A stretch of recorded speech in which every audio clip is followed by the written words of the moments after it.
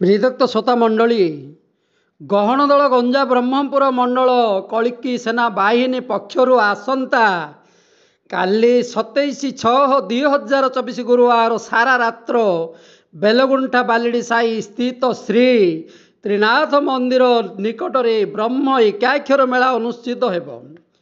ଏହି ସନାତନ ଧର୍ମ ସଭାରେ କଳିକି ଅବତାର, ଭାଗବତ ମାଳିକା ଓ ଶ୍ରୀ ଜଗନ୍ନାଥ କଥା ସମ୍ପର୍କରେ ଆଲୋଚନା ହେବ।